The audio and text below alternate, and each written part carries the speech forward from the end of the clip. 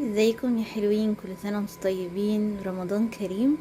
النهاردة كده اول مرة هعمل معاكم بقى فطار في رمضان النهاردة، فعايزة اعمل معاكم فطار حلو وفي نفس الوقت ان شاء الله مش هياخد مننا وقت قوي. آم، انا هنا عندي عرق تريبيانكو، ده اللي هشتغل عليه. بس طبعا يفضل ان انتوا تشيلوا الدهون، بس يعني انا ما عنديش وقت قوي لان صاحية يعني متأخر، فهبدأ اشتغل فيه. عندي توم وزعتر وروزماري، بحب اجيب الحاجات دي فريش كده، بتدي طعم حلو قوي قوي قوي. وهعمل الحاجة التانية كمان مكرونة بشاميل، وعايزه اقول لكم زميل كمان منزل لبن جديد، متحمسه جدا اجربه. فتعالوا كده بقى نظبط الاكل مع بعض ونقدمه واوريكم شكل السفرة النهائي، وهنقضي كده اليوم كله مع بعض لغاية السحور ان شاء الله. نبدأ بس نعمل فطار. انا كان عندي لحمة مفرومة معصجاها، فبفكها بس كده على النار علشان احط لها صلصة، لاني بحب البشاميل يكون اللحمة فيها صلصة. تعالوا بقى نعمل العرق سوا. دلوقتي انا حطيت المية بتاعت المكرونة تتسلق، وهنا هنشف بس العرق، مش عايزة يكون فيه اي مية.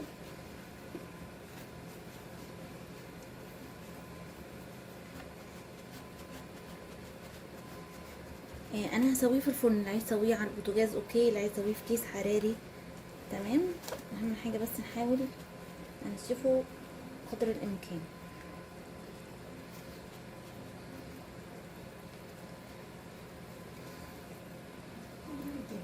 نزيد تاني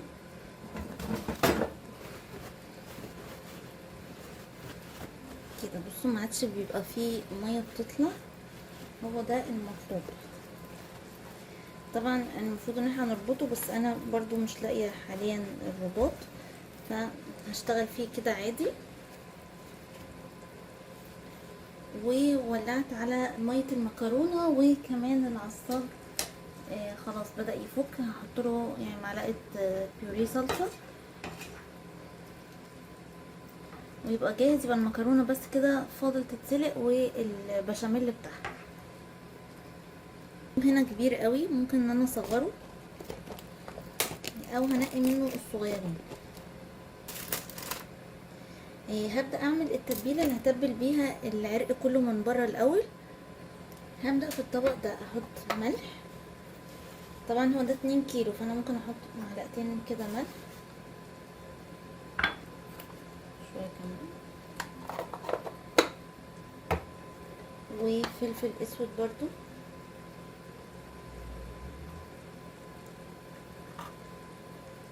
يعني حوالي معلقه كبيره.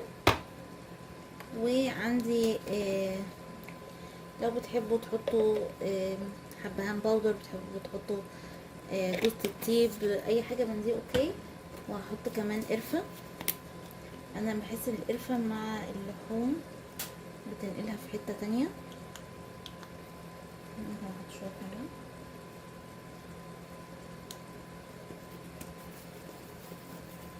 بس تقريبا دي التتبيله اللي انا بحطها عليه. ممكن تحطوا حبهان باودر، وممكن تزودوا اي اضافه تانية انتوا حابينها، بس انا دول كده اللي هستعملهم. وهديله في الاخر رشه من الفلفل الاسود اللي يكون لسه معمول. انا بحب اعمل الخلطه دي الاول في طبق كده واعمل لها ميكس، علشان لما اجي احط التومه بحب ان انا انزل التومه تاخد شويه من دول كده، او احط شويه في الخرم اللي هعمله. تعالوا اوريكم. نجيب العرق وابدا اعمل فيه فتحه كده، بحيث ان هي تدخل التوم. وممكن اروح رشه من البهارات اللي انا عاملاها، وادخل التومه بتاعتي واضغط عليها انها متبقاش باينه عشان ما تتحرقش وانا بشوح. هبدا اعمل كده في كل العرق، ان انا ادخل فيه من التتبيله ومن التوم. برش كده رش عشان البهارات تدخل لجوه اكتر. وبعدين بجيب تومه واحطها كده. نمشي بقى كله من الاربع اتجاهات، هفضل الفه عشان بس وقت الفيديو ما يطولش وارجع لكم. هنا حطيت للعصاج معلقه من الصلصه، بتخلي بقى طعمه في حته تانية لونه كمان احلى. بس مجرد ما هيتسبك مع بعضه ويبقى كله لون واحد، يعني دقيقتين كده هطفي عليه. ممكن تزودوا شوية مية صغيرين لو عايزين يبقى جوسي اكتر، او لا براحتكم. انا طبعا كمان مشغله الفرن عشان على طول ادخل الصواني والحق، لان يعني متاخره شويه متاخره جدا كمان مش شويه.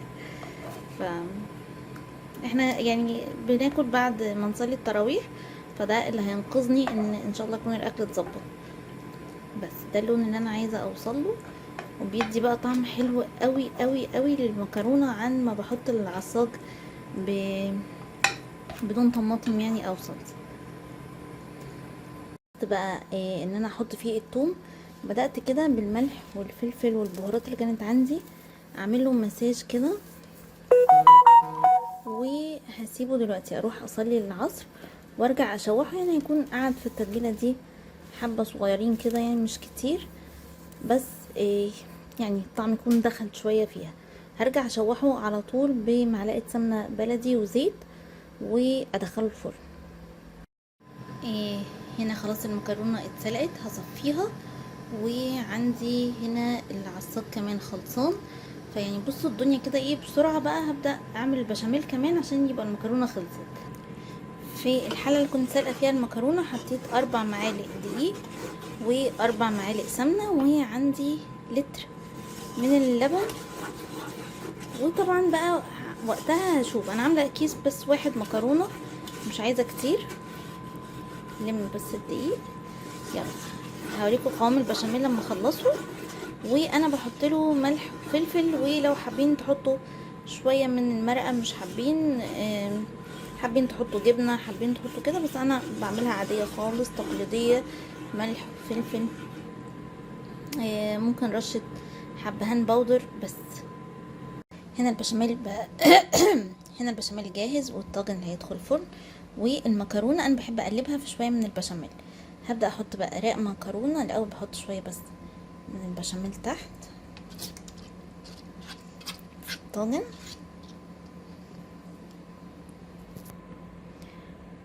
وهنزل عليه بالمكرونه. وهبدا احط اللحمه المفرومه. بصوا انا طبعا بشتغل متسربعه جدا، واعتقد لو اللحمه ما لحقتش تستوي العرق ممكن اسيبه لبكره، هو ما بيبات في التلاجة بيبقى احلى كتير. واحمر بانيه عادي جدا، انا كنت مفرزه بانيه فممكن اعمل كده. هخلص بقى الصينيه بتاعتي. وانا حطيت في البشاميل ويبنج كريم علشان يكون كده طعمه كريمي اكتر يعني.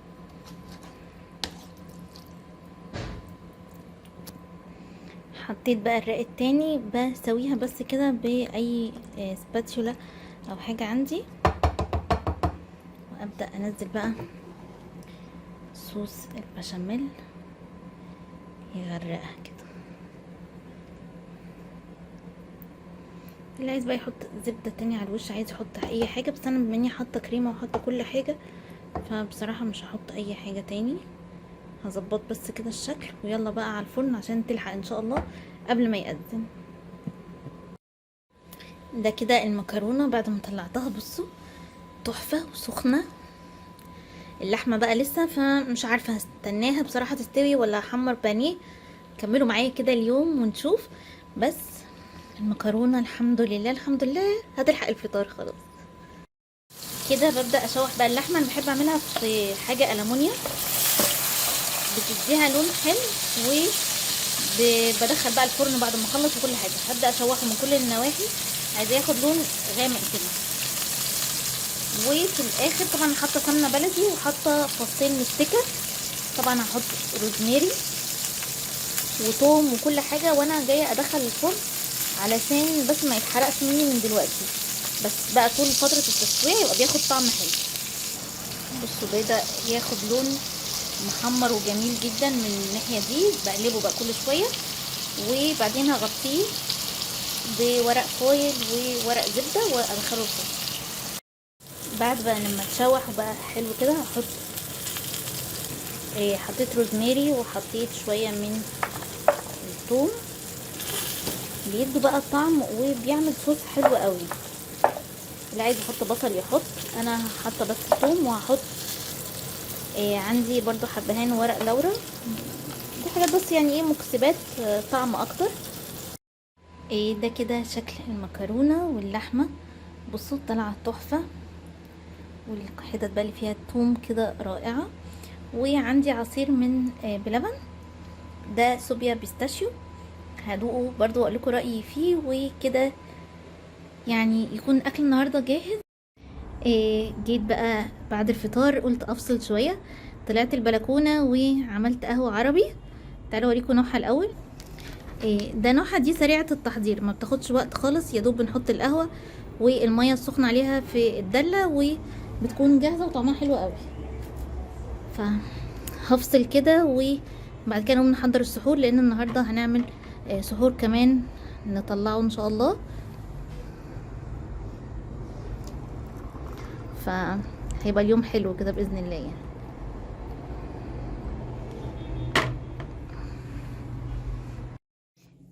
هنا هبدأ اجهز سحور، عايزة اعمله ان شاء الله اوزعه بالليل. فبدأت هنا كان عندي علب فول بعملها في الفود بروسيسور وبحطها في علبة على ما اخلص الكمية اللي عندي.